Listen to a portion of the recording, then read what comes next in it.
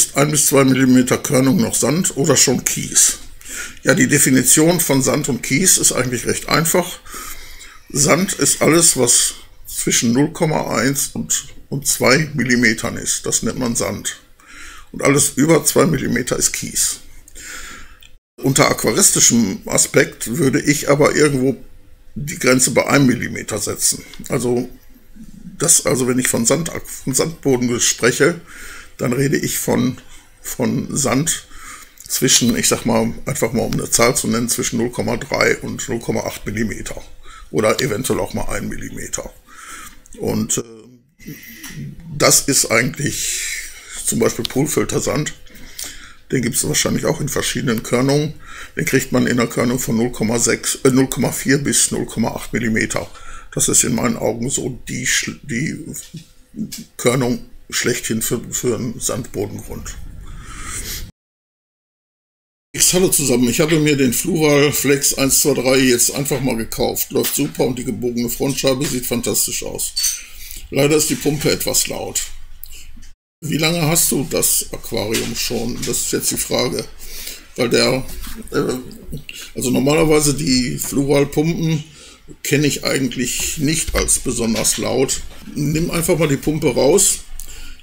Nimm mal unten den Gehäusedeckel ab, also vom Antrieb den Deckel ab. Nimm kurz den Antrieb raus, guck mal, ob der irgendwie verkantet drin war. Und pack ihn einfach wieder rein, mach den Deckel wieder zu. Und dann guck mal, ob er dann möglicherweise schon leiser wird. Wenn das alles nicht hilft, dann lass die Pumpe einfach mal ein paar Tage Zeit. Also normalerweise laufen die sich ein und werden also im laufenden Betrieb leiser.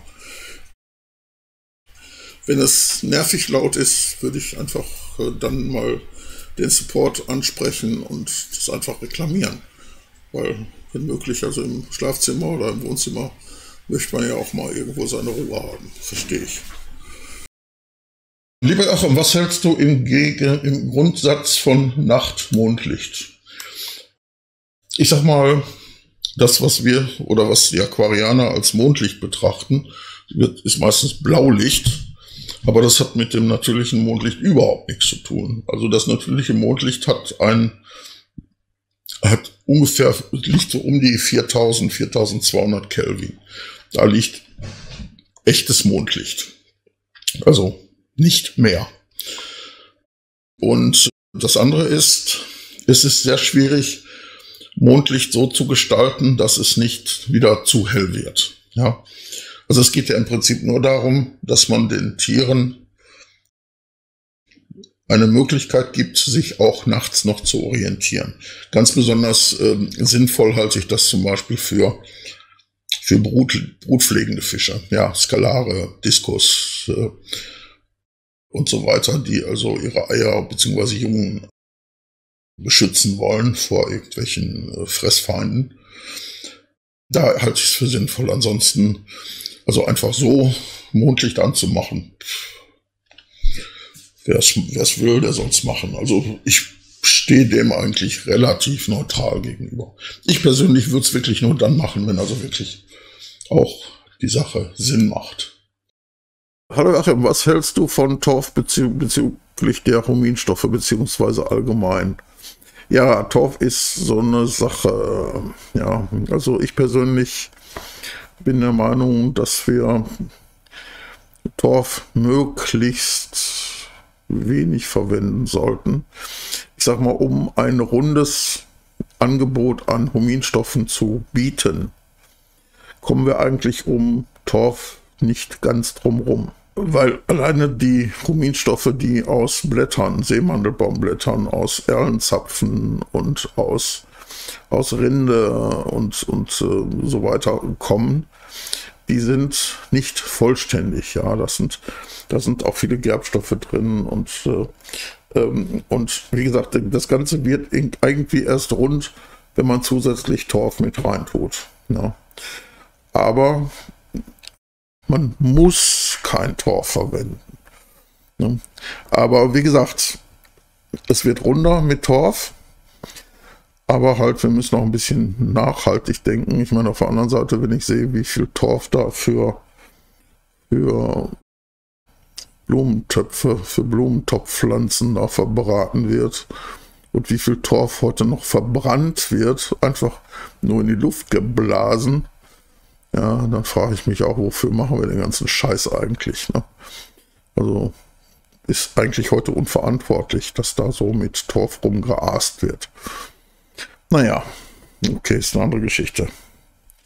Aber ich sag mal prinzipiell, Torf rundet die Sache einfach ab. Ich meinte im Mail das Verhältnis von Länge, Breite, Höhe der Aquarien und was sinnvoll ist. Ach so, ja, okay, das stimmt.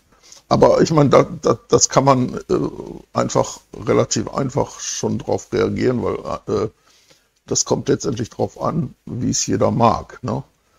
Ich meine, diese aktuellen Formate, ne, tief, also nicht so tief wie hoch, sind einfach dem geschuldet, dass die meisten Leute eben sich halt keinen Bock haben, da so einen 60 oder 80 oder was weiß ich tiefen Schrank hinzustellen, sondern die stellen sich einen 40er Schrank hin, ja, so ein typisches Sideboard. Ja, das hat eine Tiefe von 40 und da kriegst du dann halt mit dem 200 Liter Becken, ja, mit dem Standard 200 Liter Becken, also vergleichsweise viel Wasser hin, ne?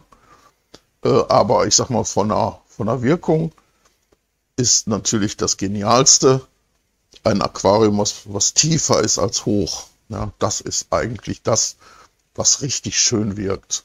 Und im Meerwasser ist es ja fast ein Muss, weil Meerwasser optisch um ungefähr 1/3 verkürzt. Ja, wenn du ein 60er Becken hast und du guckst da rein, beim Meerwasser sieht das aus, als hättest du nur ein 40 tiefes Becken. Ja.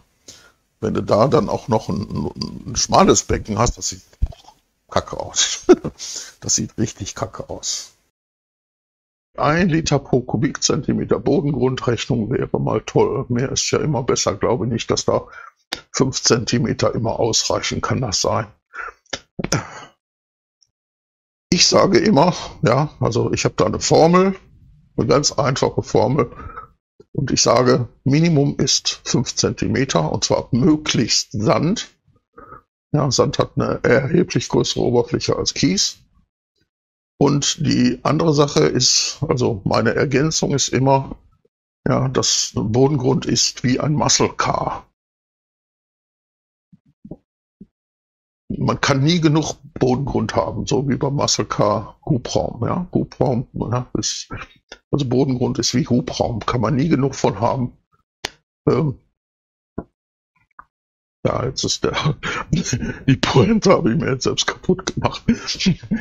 Ja, ich sage es jetzt nochmal, also Bodengrund ist nicht durch nichts zu ersetzen, außer durch noch mehr Bodengrund. Ja.